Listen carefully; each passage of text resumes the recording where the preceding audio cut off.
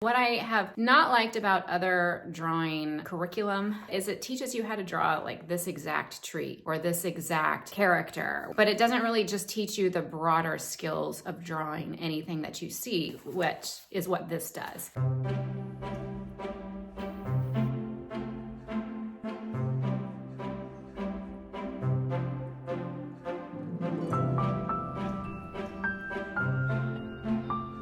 Hi, welcome back. My name is Andrea. I am a homeschooling mom to two kids. They are 6 and 9 right now, so in 1st and 3rd grade. And we do classical, but yet a Charlotte Mason approach to homeschooling. And I just wanted to say that if you are a homeschool parent and you are wanting to tackle art, but don't quite know how to do it, like me, I have no artistic talent whatsoever, but I was never actually taught anything about how to draw something. I just always assumed I was bad at it. Well, this I got off of Amazon and I am loving this drawing textbook. It's this big. It was written by a guy who worked at Disney back in the 30s. And why I like it is that it explains how to draw anything. It explains why something is a good drawing versus a bad drawing and how to go from this to this. It focuses on perspective and shading. He focuses on, the 7 laws of perspective and how to make things that you draw look realistic. And it also just starts at the very beginning on how to draw simple objects and give them some depth and to make them look more realistic. And the funny thing about it is once you start using this lesson and this guide and you start teaching your kids how to draw these things, you start seeing the world completely differently. And it was really funny how my son the other day, we were out and he's like, "Mom, I'm seeing the world in a whole new way. I think I can draw everything." I'm like, yes, I know, me too, because I was thinking the same thing. You start seeing everything as either a circle or a square and how you could actually draw it. In order to do this, you don't need a lot of supplies. I'm just using this book and each of my kids has a sketchbook. So this is my daughter's. She's 6 and, she's drawing things like her TV set and her candle. Oh, this one's pretty good. Look, she's practicing her candles here. We do about 1 lesson a week so far. And also, I will say, I'll get out my purse right now.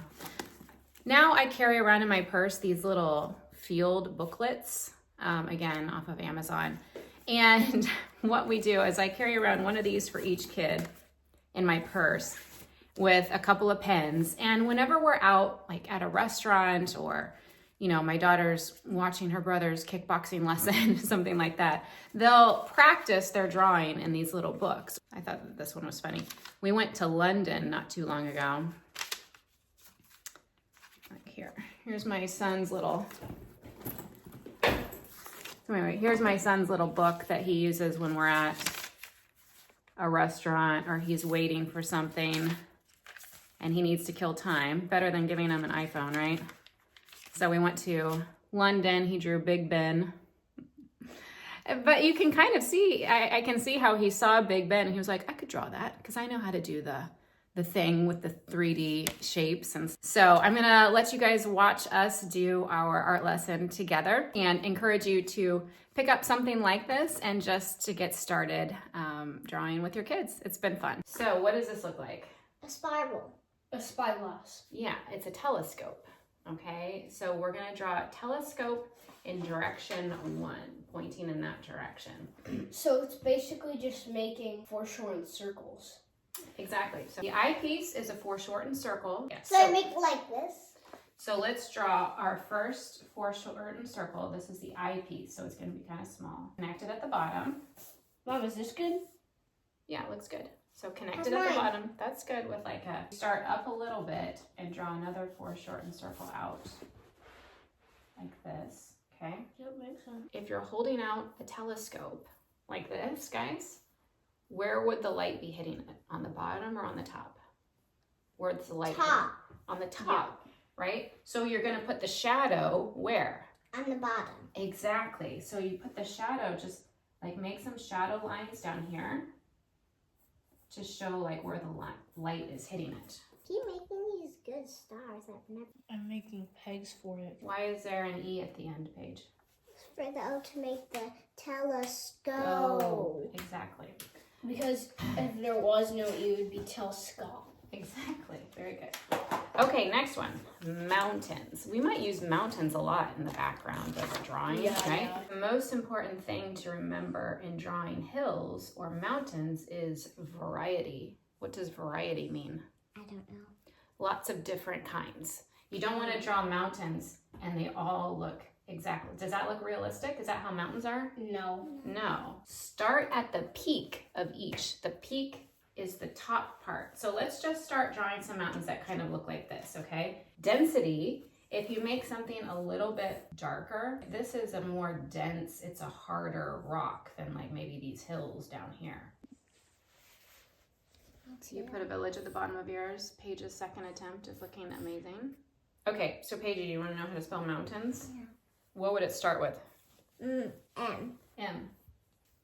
That's good. It's not finished yet, though. Now we're going to draw this pail of water. What do you think we're going to start with?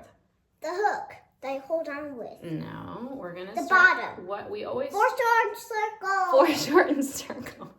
We always start with is the big foreshortened circle at the top, okay? So make your foreshortened circle at the top. So see, if there was a straw sticking through it, it'd be going kind of like that, right? Yeah, like this. The light is coming from this way. So you make the shadow on the other side.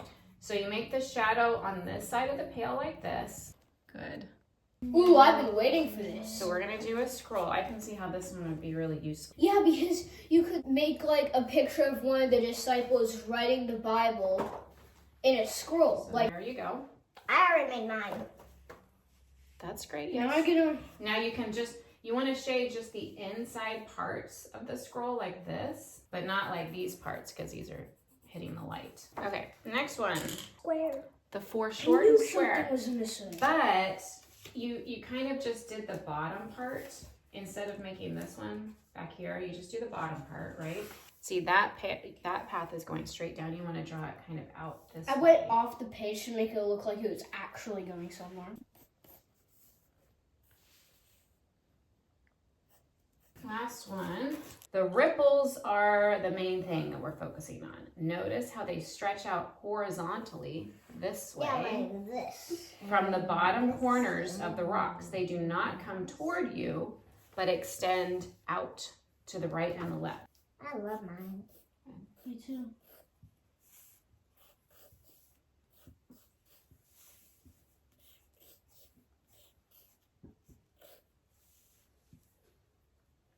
I wrote magical golden rocks. How do you spell that? Mom, can you write magical golden rocks? Here, you want me to do it for you? I'm Magical, writing prints here, that you here. can do it. So that you can do it. Magical Magical. golden rocks in water. Magical golden rocks in water. Water. Magical golden rocks in water. Okay, good. So anyway, I just wanted to throw this out there. Highly recommend if you are not artistic yourself and you also want to learn how to draw things. This is a great kind of intro to drawing. Welcome to today's cooking show, how to make homemade pasta. Very good.